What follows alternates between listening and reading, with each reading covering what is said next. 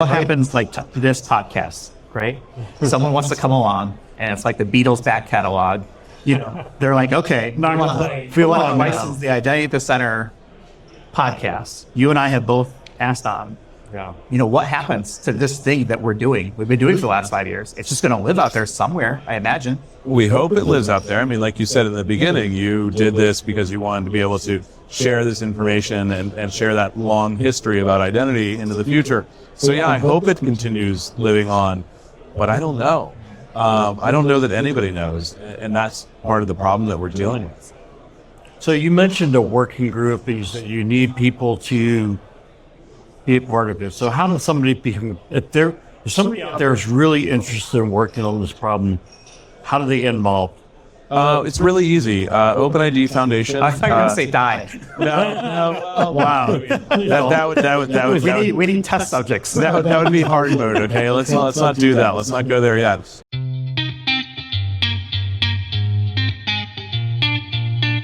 This is Identity at the Center.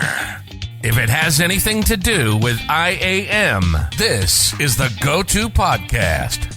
Now your hosts, Jim McDonald and Jeff Stedman.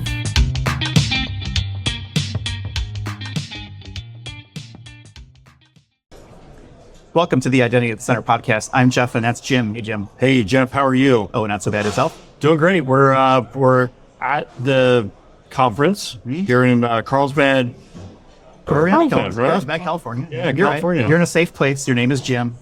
You're at Authenticate 2024. But it's lunchtime, and I haven't eaten yet. Yeah, no, neither have I.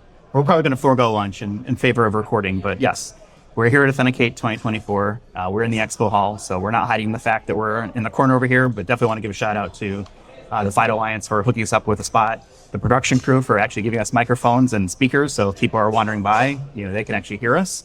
And of course, to our employers, RSM, for funding us from a travel perspective to get out here. I'd say we wouldn't be here if it wasn't for that. Yeah, absolutely. As much as I like to get out of, so this episode's actually not going to go out for a couple weeks, but I have been dealing with hurricane issues in the Asheville area for the last couple weeks. So no water, no power, no internet, no cell service. It's been a couple weeks. I guess kick back the fourth wall. Today is October 15th, so it's the Tuesday of the conference. And so it's been 2.5 weeks, I think, since the hurricane came through at this point. And, fortunately, everybody's okay. No damage to the house. That's most important part. But not having running water, can't take showers, can't flush toilets. Yeah. We have plenty of supplies. What we don't have is enough of that non-potable water. So now we're trying to figure that part out. Yeah, but you're the one who always says, that sounds like first world problems. Not having running water, that doesn't qualify as a first world problem. So we have workarounds. So the running water is definitely nice. I don't know if I'm yet on the cusp of saying is that a first world problem or not. Because I feel like water is really important. We can drink. We can go somewhere and take a shower if we need to. Is it ideal? No.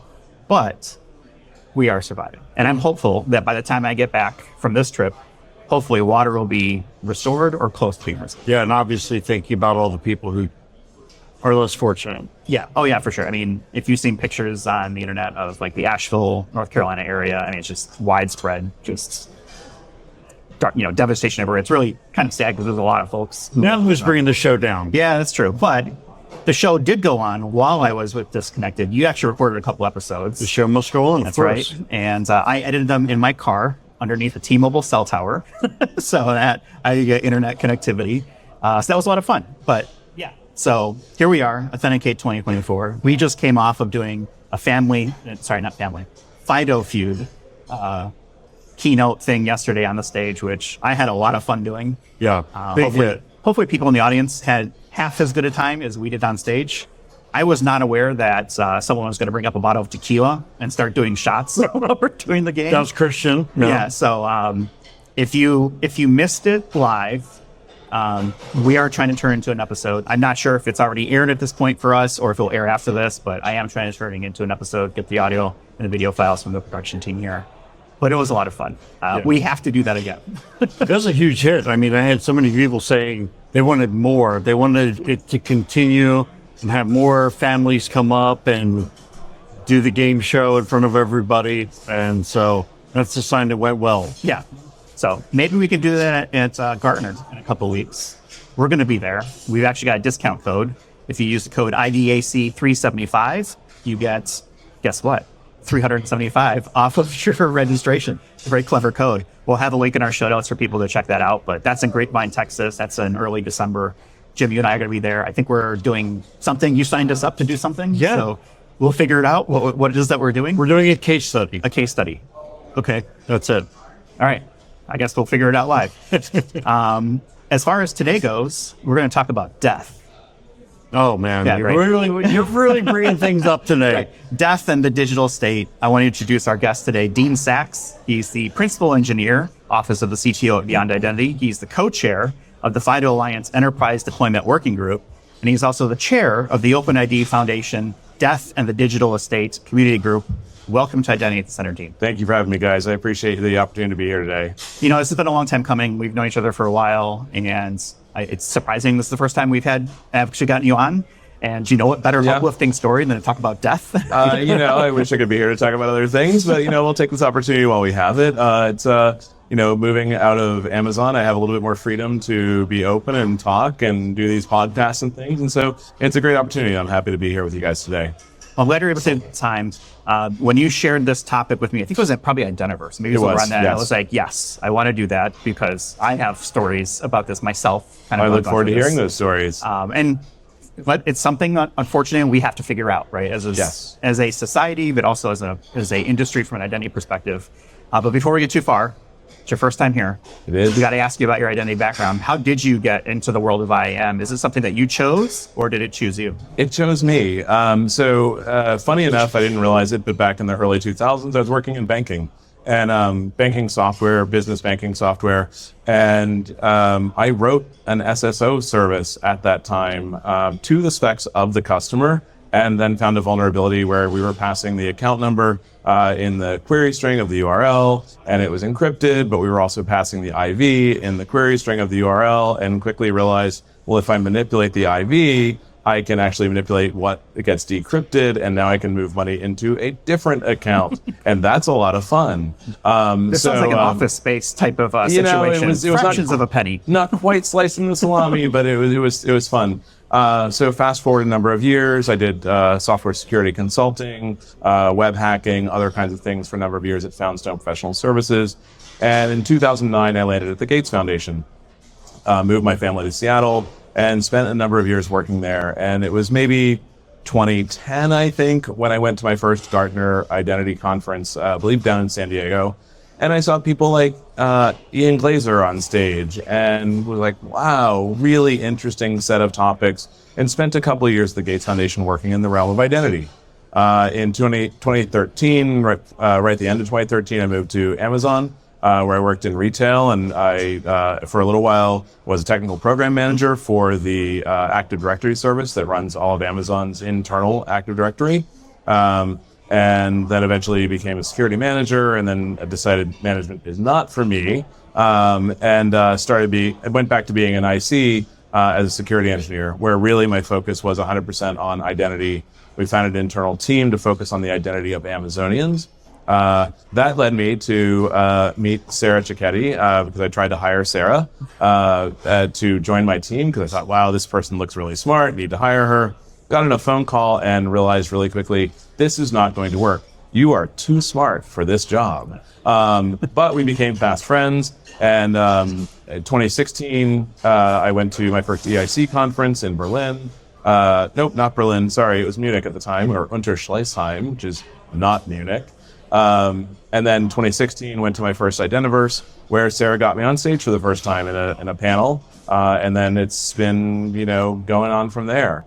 So around 2017, 2018, we joined the FIDO Alliance at Amazon. I found my way into the identity community in the FIDO Alliance. Maybe I have a bit of a big mouth and said some things that people liked. And here we are today.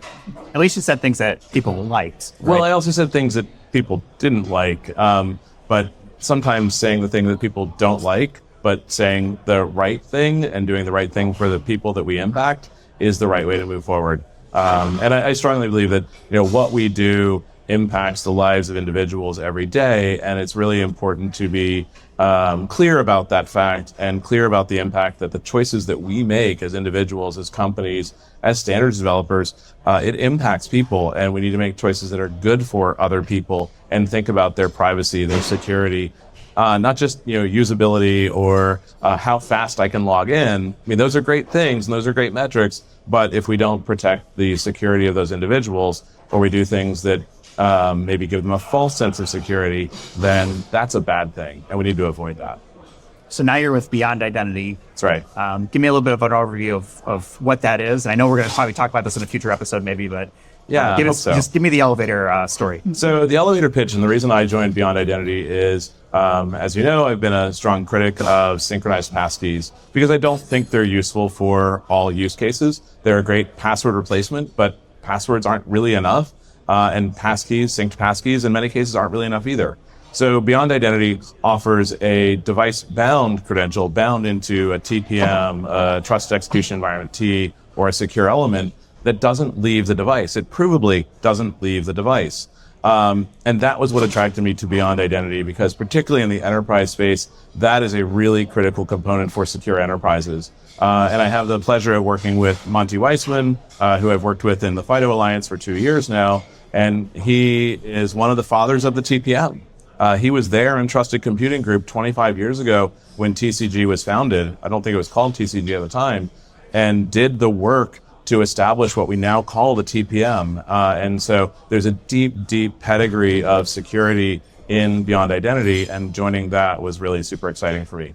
And believe it or not, I got to join at the same time as Sarah Cicchetti. And in fact, now we've come full circle because she now is my boss. So funny how things work. At least you didn't say you're too smart for the job. Thankfully, that would have been a terrible reorg to get reorged out on that one. Yeah, what I really love about your story is I hope people go back and anything they didn't understand of what you're talking about, kind of that history, they go back and do a little research, because I think having the context of how we got to where we are today is such a key to understanding why things are the way they are. That's right. Yeah, and that's what I love about this community is we have great historical context from people like Pam Dingle and Eve Mailer. They've been there for a long time, and they're so open and willing to share information and ideas and talk about that history. I had dinner last night with Pam and a few other folks, and we talked about how we all got into the identity industry, and that was part of it, is sharing that knowledge and also making sure we pass that knowledge on, because we're not going to be here forever. We will eventually retire and move on and do other things. And so bringing new people into the industry, teaching them the lessons we've learned over the past 20 plus years, and helping them not repeat those same mistakes, is a good thing. And so it's good to do the teaching and mentoring and help bring people along on the journey. Yeah, that's one of the things that Jeff and I thought when we started the podcast was this could be a time machine for the identity industry for as long as we do this thing. So let's pull people in who've been around for a long time, some of the people who are going to be around for a long time, and give that picture of where this industry is as of this decade and the surrounding decades. Absolutely. I think that's fantastic. That's a great goal. Yeah. So, Dean, you've been talking about death and the digital estate. Yeah, that's so morbid. Wow, it's a real knee slapper. But Yeah. I mean, you've been the leading voice, and maybe it was because nobody else wanted to talk about this thing, but it's really important. I'm just wondering what drew you into it in the first place. Yeah, it's a good question. I'm not the only person who spoke about this. Kalia Young, 10 plus years ago, she spoke about death. She held, I think, 2 conferences called Digital Death Days. It didn't take off, surprisingly, because, everybody wants to talk about death and dying.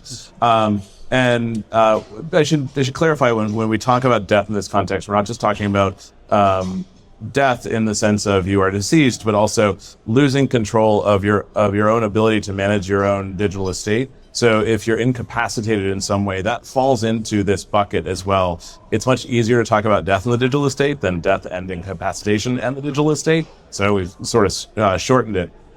But how I got here is not a great story. As I mentioned, I was a consultant with Foundstone for a number of years. And after I left Foundstone, I moved to Seattle. One of my good friends that I consulted with at Foundstone we would spend, nights eating good meals, drinking good beer, sitting and playing Civilization in our hotel room between gigs. Just one more round. Yeah, One more turn. Exactly. Just one more, and suddenly it's like 3 a.m. My friend Roman unfortunately passed away at the age of 39, and this was in 2010. And he left behind 2 small kids and a wife and a digital estate. And some of that digital estate was inaccessible.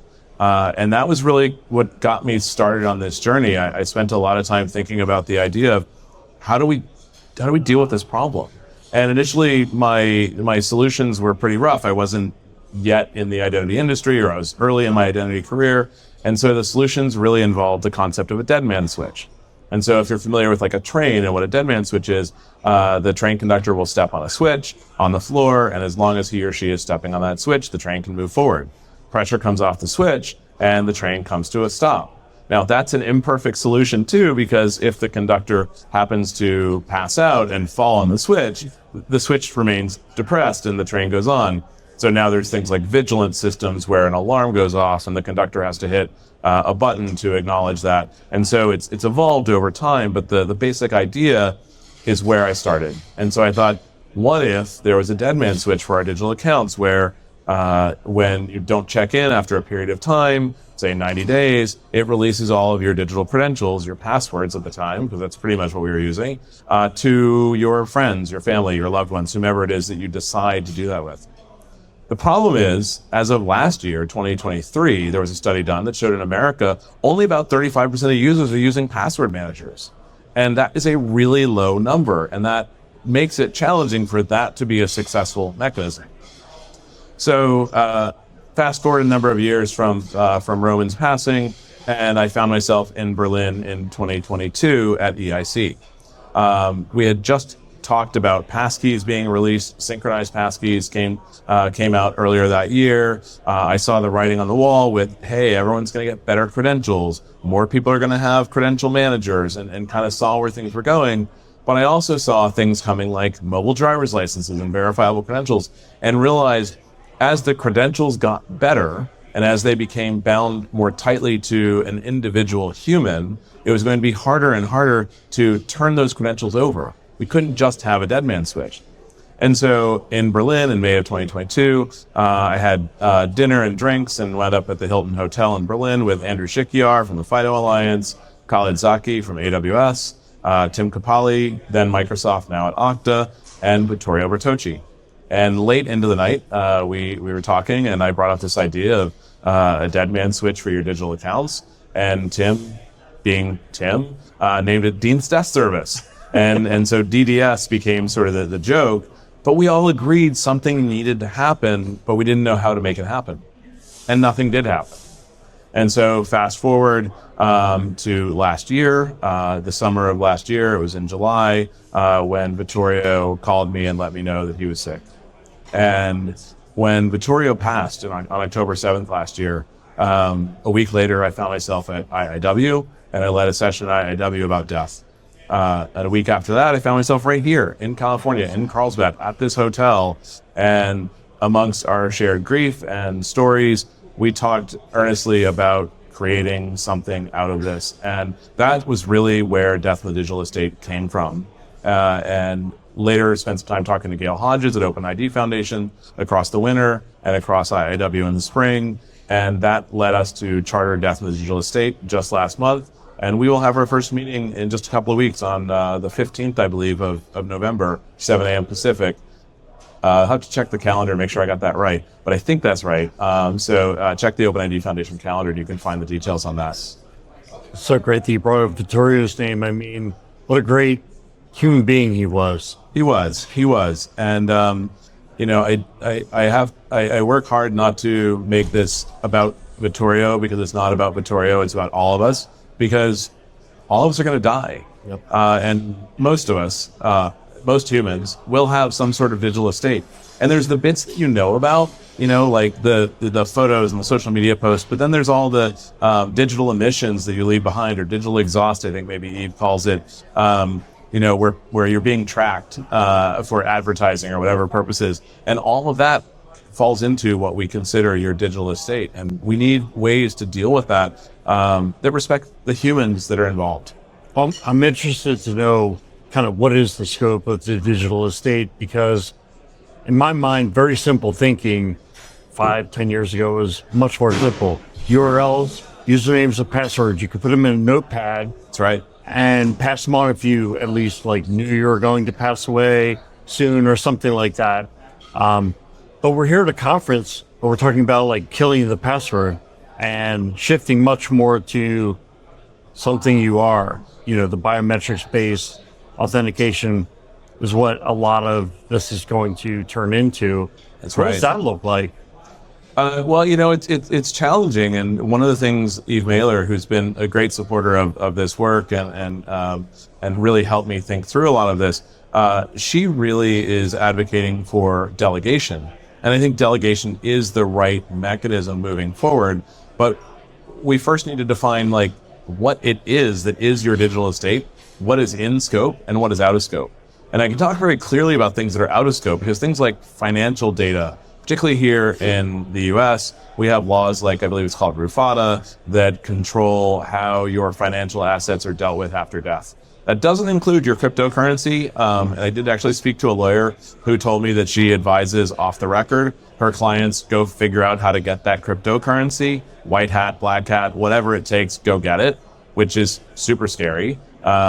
Not everybody has access to a group of white hats or black hats to go get that data. But there are certain things that are clearly out of scope and we need to keep out of scope. But what's in scope is, you know, anything that is representative of me or my thoughts or feelings digitally, whether it's located on my local hard drive, you know, sitting on a CD in my house. And do we use CDs for data anymore? I don't think we do. I don't know. I don't know. I found a whole spindle of them in the house the other day, and I was like, "Wow, this is crazy." Did you throw them away though? A bunch of blank No, I didn't, CDRs. because I'm a pack rat. So no, I still have a huge stack of CDRs and DVDRs that I don't know what to do with. But you know, all of the data, wherever it exists, whether it's audio of me, video of me, my writings, pictures that I've taken, you know, all of that stuff is part of my digital estate. But it also is the cryptocurrency I own, and I don't play in that game. I don't own any cryptocurrency. But the cryptocurrency, your avatars on, like Cam spoke this morning about Sony PlayStation, your avatar on PlayStation, right? I mean, that's part of your digital estate. That's part of who you are.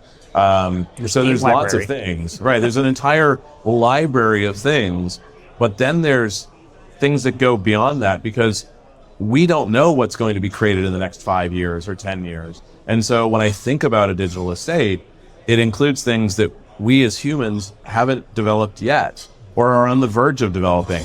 And so that creates a whole bucket of things that we have to take a look at that we don't even know how to classify at this time.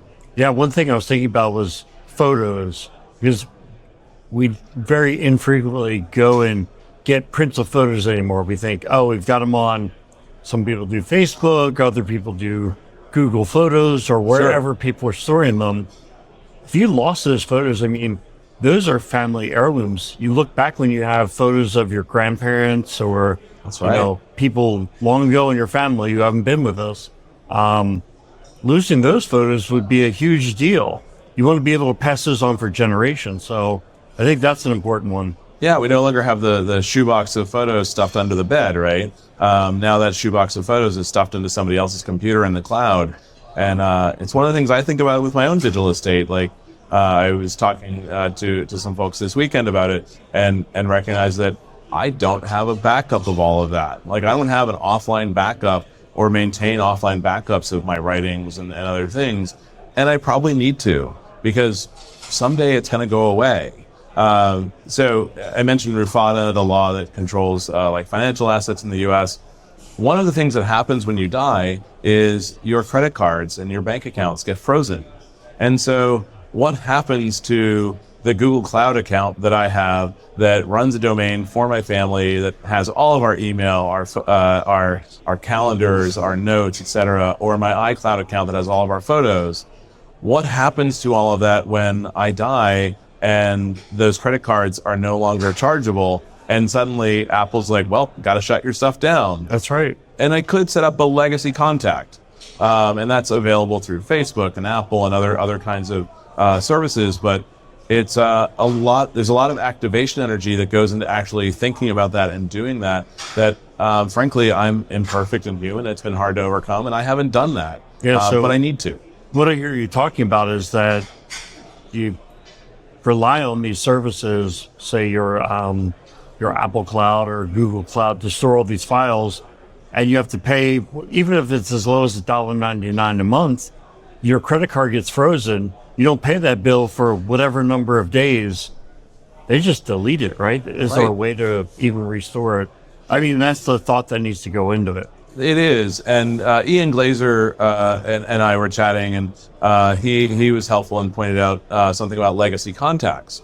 So I believe it was at Apple he was talking about with legacy contacts. They get access to, say, photos and other documents, but they don't get access to your passkeys if they're stored in the Apple Password app or any passwords stored there. And so those things would have to be proactively shared with somebody else if you wanted to share that data with somebody in the event of your death.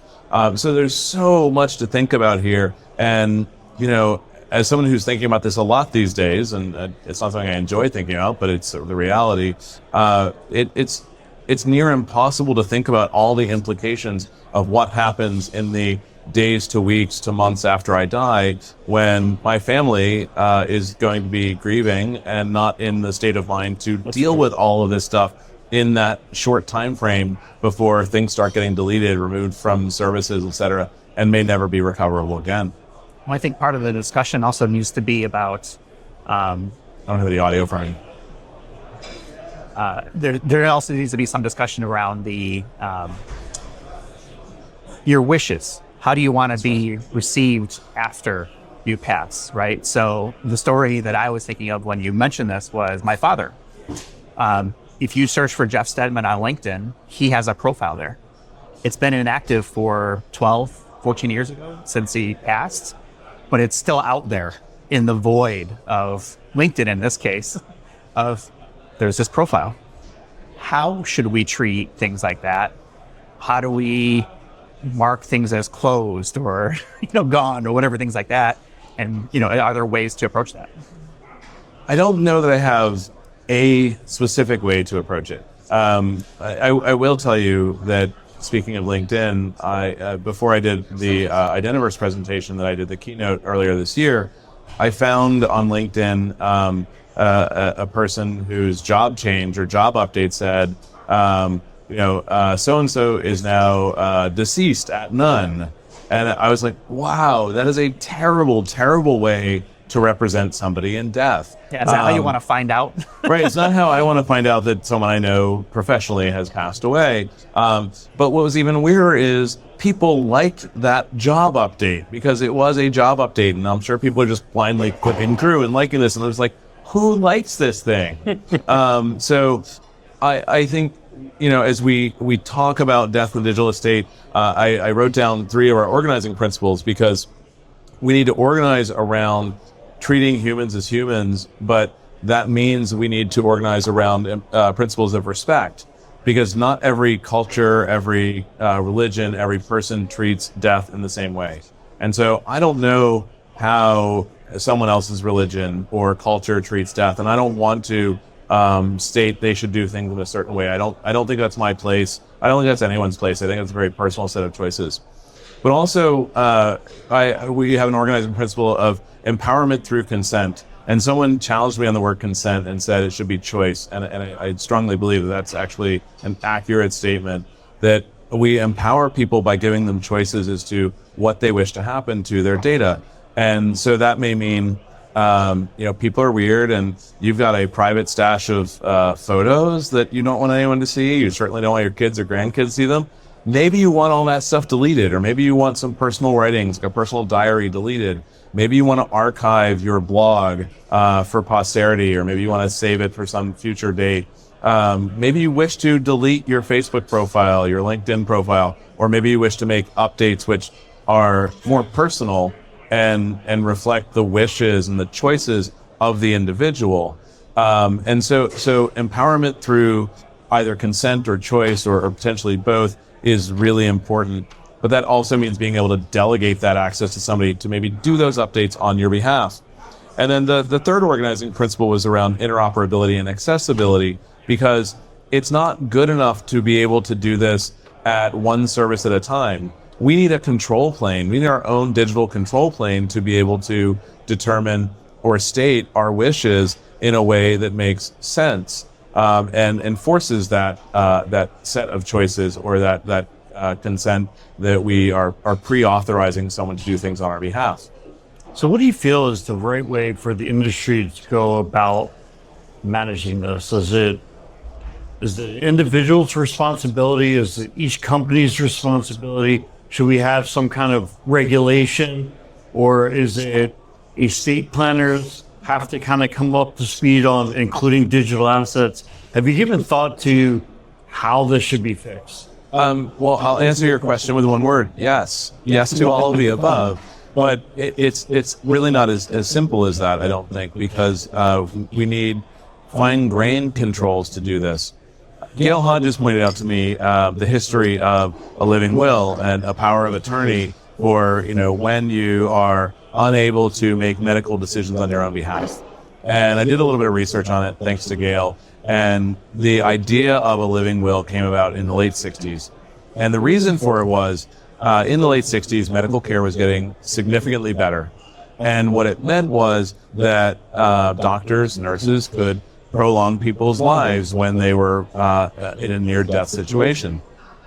But they did so at high expense to their families. They did so possibly by causing more pain and prolonging a person's suffering. And it really wasn't necessarily the ideal set of outcomes, and we didn't give people a way to make active choices about how they wished to be treated when they were ill and potentially facing death.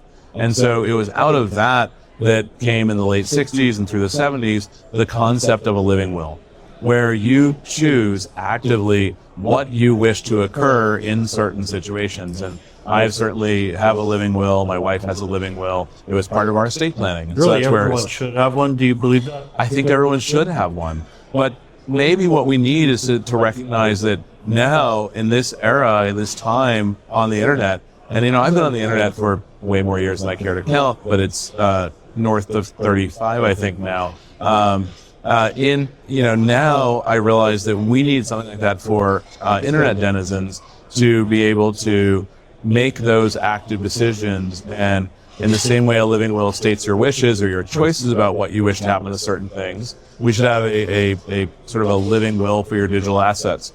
And similarly, the ability to have power of attorney or a similar kind of a concept. And I am not a lawyer, so don't quote me on these things. But a similar concept of power of attorney where you are delegating access to somebody on your behalf to execute your wishes when you can't necessarily do it, when you can no longer do it yourself, whether you're deceased or you're incapacitated temporarily or permanently. And so I think those models work, but we need more exploration, because I don't think it's as simple as just that. I think it's that plus the control plane plus eventually trying to establish maybe protocols where through that control plane I can communicate to all of the platforms I use, etc. These are my desires, these are my wishes, and there is a mechanism to execute those wishes. Maybe that's a bad term, but execute those wishes when somebody passes away. So where does AI fit into this equation? Because I feel like we can't have a conversation now without AI being part of it. If I go off and create a AI version of myself, I would assume that becomes part of my digital estate, right? Yeah, that would absolutely be part of your digital estate. You guys recently had a podcast with eMailer where I believe you talked about personhood credentials. And I read that paper that, a lot of authors were on that paper about personhood credentials. And I thought it was really interesting, but they spent a lot of time talking about agentic AI and creating AI agents that go out and do things for you. Now, that sounds really cool. I'd love to have, bots going out there and doing things on my behalf. But what happens to that bot when I die? Does it keep roaming the internet on my behalf and doing things on my behalf? And going and liking job updates and all these other things. And I mean, no, I don't do this because I'm an actual human on the internet who does things on my own behalf. But if I had something doing things on my behalf, does that continue after I die? How do we shut it down? Or do we shut it down? Mike Kaiser, when we were at Identiverse this summer, told a story about, I believe it was a man who lost his partner, and he had an AI bot of his partner that he kept alive for some period of time during his grieving. And Well, it's also an episode of Black Mirror. oh, well, there you go. I'm not a Black Mirror fan, so I didn't know that. But that idea is really interesting, and maybe that was helpful for this person as he was grieving the loss of his partner. But was his partner consent? Did his partner consent to that? And so when I think about AI, what if we use AI to remix photos of me or audio and video of me? What if suddenly that audio says things that I would never say or do, or that video does things that I would never have done? So we need controls to prevent the reuse, the remix of that data, in addition to more of the agent-based AI stuff. It's a complex topic. There's no one right answer, and I certainly don't have all the answers, which is why I need intelligent people to come and help me with Death in the Digital Estate Community Group so we can work on this problem together. And it's not a problem that's going away. It's a problem that is only getting worse. Kalia Young, many years ago in a talk I watched, made the statement that there are more people who are alive on the internet today than who have representations of death on the internet. And I thought that was a really interesting comment, because she went on to say, at some point we'll hit a tipping point where there are more people who are dead who have a representation on the internet than who are alive on the internet. That's and a once deep we thought. hit that tipping we hit that tipping point, we're not coming back. Yeah, that's interesting. So as far as you talked about the legacy contacts in terms of social media. And so what I thought was interesting is some people's social media accounts actually have monetary value, right? Maybe they have 20 million followers. Do you have any interesting stories of where people have passed away and they had accounts that people wound up in lawsuits trying to fight over? Yeah, what happens to Mr. Beast's YouTube account?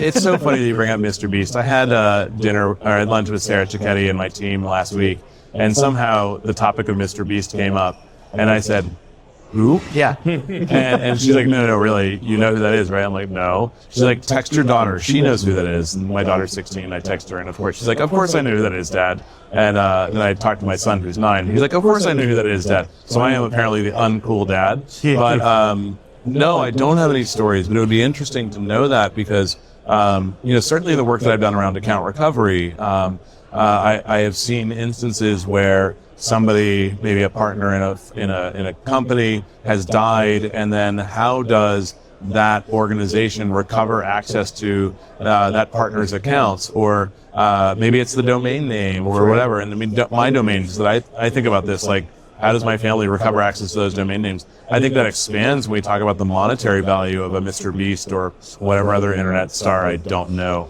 because I'm just not that cool. But that's a really a great thought, and I don't know how we deal with it. I don't know how their wills deal with it, or if it's even included there.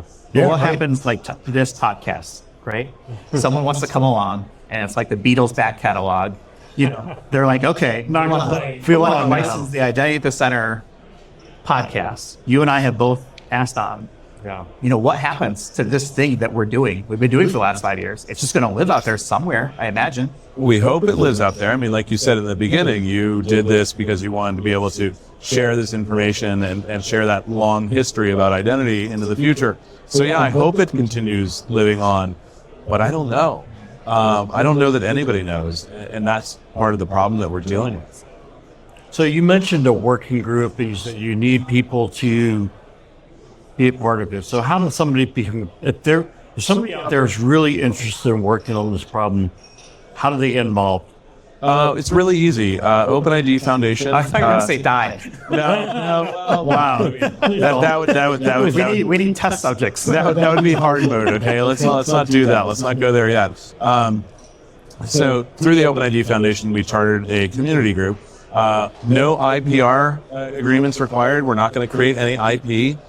So it makes it easy for those of you who work for large companies that don't or maybe hesitant to sign IPRs. The community group is through the OpenID Foundation, openid.net. I hope I got that right. I'll have a link in our show notes. Sweet, thank you. Easy. And it's the Death and Digital Estate Community Group through OpenID Foundation. You can simply join the mailing list. You can join the calls.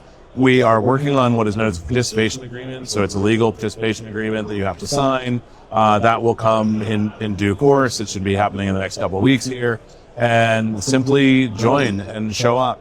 Show up on the meetings, join the mailing list. We have a GitHub repo, and that GitHub repo, we're going to be collecting use cases and other data. We've got a set of deliverables that we hope to deliver over the next couple of years.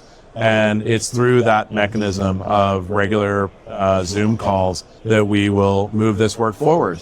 I had a reach out from somebody here in the FIDO Alliance, and he introduced me to a professor in Japan. And the professor works in sociology, but has spent the past 10 years exploring this topic of death and the internet.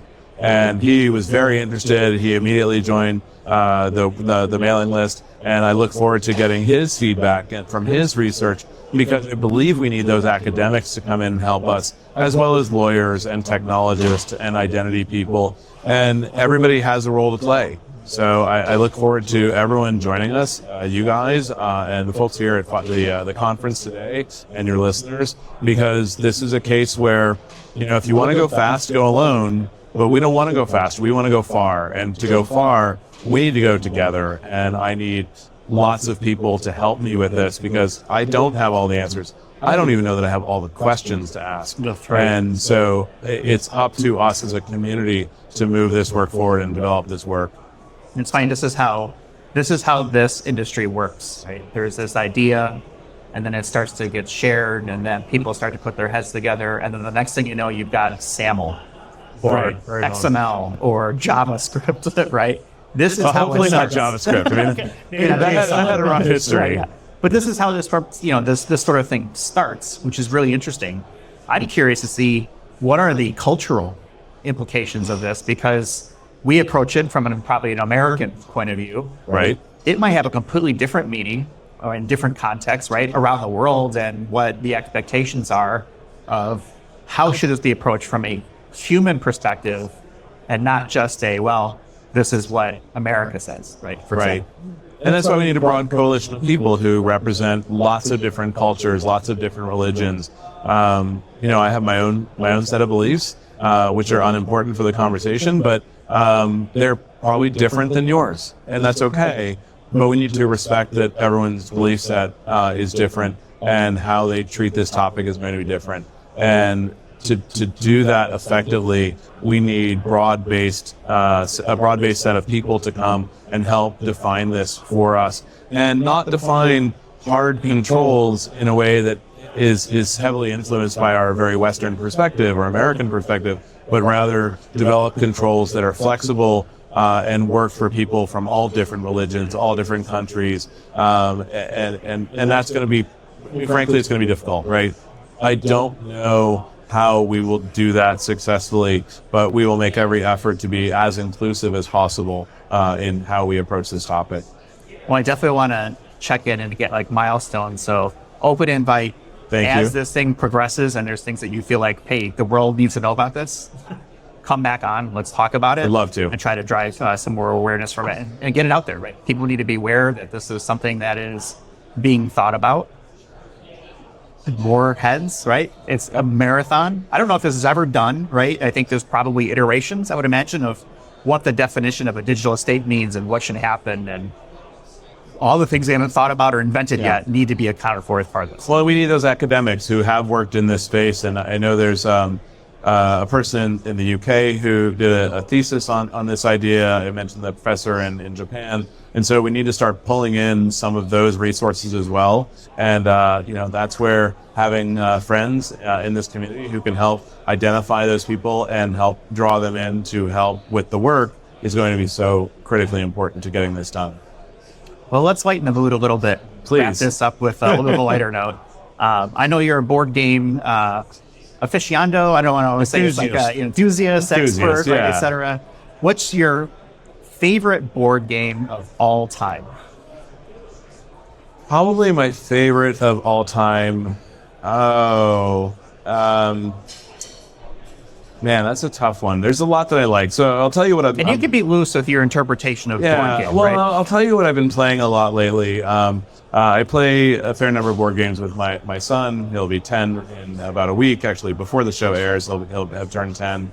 But he really likes the game Morels, which is a card game. Very simple, 30-ish minutes. It's great. It's super easy. I like board games that are accessible to sort of all ages. Settlers of Catan has been a long-time favorite. Ticket to Ride, and I am completely blanking on the name now, but I'll eventually get there. It's French, and somebody in the comments will call it out here. Yeah, probably. Can you describe it? You're building cities. You're putting together tiles to build cities, and I cannot believe I cannot come up with the name, but it's a French name, and I am absolutely embarrassed that I cannot come up with it on cue here. But of course, things like Exploding Kittens and Exploding Kittens NSFW, I'll get it out eventually. Of course, I own the full set of Cards Against Identity. And I look forward to getting to play that with some of my Identity friends real soon now. Hopefully, I'll have a chance to do that in the very near future. But I enjoy more lightweight games, things like Agricola and Puerto Rico. Too heavy, I don't have 3 hours to sit down and play board games. You need a break from civilization. You want to have a little bit of a lighter exactly. turn, Yeah. Jim, what's your favorite board game of all time? So I thought about this question because I saw on our show that you were going to talk about it, and I thought, well, it really depended on the time in my life. So you start out with like Chutes and Ladders, and there you go. Maybe it's Monopoly, and then Trivial Pursuit. I really loved Risk at one point in my life. Like I had some college buddies, we would do whatever, drink a beer, play Risk for hours on end, sometimes all night. Love that. You mentioned a game though, but because then I became a parent, and then it's like games that you can play with your kids. And the coolest one that I found was Ticket to Ride. Yep. And there's also a version you can put on your iPhone. If you want to totally geek out, you can play the game all the time. But it's a lot of fun. It's a pretty new game, I think. Like within the past decade. I mean, that's when I discovered it. I think Ticket to Ride goes back to the late 90s, early 2000s, actually. Oh, really? It's when I first heard about it. And I do remember the name of the game finally, Carcassonne. Oh, Carcassonne. I don't know why I couldn't come up with it, but Carcassonne is a great game. My entire family, my kids and I like it. My wife is not a board game player, which is okay. We will forgive her. She loves Uno, though, so we do play a lot of Uno in our house. Uno's another one, yeah. But you mentioned Cards Against Identity. Justin Richer was on our podcast. That's right. He's a friend of the show, I guess. But I guess my final vote, Ticket to Ride. Ticket to Ride? Okay. Yeah. Okay. I can get down with that. So it's interesting you guys are looking at this from the angle of, your kids and the accessibility. I don't have kids, so I'm thinking of things like, Cards Against Humanity, right? Little more than not safe for work stuff. I enjoy that kind of stuff. There was Life when I was a kid. That was sort of like the big one, only because it's like a 3D game with there's a mountain and, cars and things like that. Very 1950s, though. Yeah, I mean, it's old school for sure. There was one when I was growing up, and I don't remember the name of it, but I think it was called Crossbows and Catapults. And it was almost like you're building forts on each side with kind of like giant Lego block type scenario. And you would have a crossbow or a catapult that was powered by a rubber band. And you'd have these little discs that you would shoot to the crossbow or try to launch the catapult to the other person's base and try to do as much damage as possible to their base. And so the skill was, can you aim it? Can you get just the right amount of tension right on the rubber band to launch the projectile into it? And so I don't know what it was, but I just have fond memories of one of my younger brothers and I playing that and inevitably getting into fights over what was, the damage that the other was doing to the other place and things like that. So I would say crossbows and catapults is probably the one that has the most, visceral memory. From that era, Stratego, I think, was one of the games that we played a lot. Yeah, this one was when I was a kid. Yeah, Battleship. Battleship on the back of an airplane seat with, people on the flight as well. Here's a meme I've seen where, there's two people playing Battleship and one person is sitting behind a cross so they can see exactly that's awesome. what they're trying to hit. And just if you're playing that on an airplane, just be aware of your surroundings. Make sure that we should all be aware of our surroundings with airplanes. You have no idea the number of things that I've seen on people's screens inadvertently over the years, because I spend a lot of time on planes these days. So we all need to be careful of that. That's a good pro tip for travel for sure. All right, why don't we go ahead and wrap it up there? I'm getting a dry voice here. And you get some we have 1, 2 years, something like that. We're on the web, idacpodcast.com. Dean, thank you so much for joining us. We're going to have your LinkedIn profile in our show notes so people can check that out, as well as the website for the Deaf End Digital Estates, and also a link to Beyond Identity if people want to check that out as well. Let's see, what else? We're on YouTube, idacpodcast.tv. We'll take you right to our YouTube channel. Twitter, we're there. LinkedIn, connect with us on LinkedIn. Mastodon. I mean, we're kind of everywhere. LinkedIn is the area that we're... What's that? You've got all the socials. Yes, but I think YouTube is the main one. Great. Go to YouTube, subscribe, ring the bell, baby. That's right. Like and subscribe. And that helps us bring conversations like this to life. So, all right, let's wrap it up there. Thanks everyone for watching and or listening, and we'll talk with you all in the next ones. Thank you very much, guys. Thanks, Appreciate the time. You've been listening to Identity at the Center. We hope you've enjoyed the show. Make sure to like, rate, and review. And we'll be back soon. But in the meantime, hit the website at identityatthecenter.com. See you next time on Identity at the Center.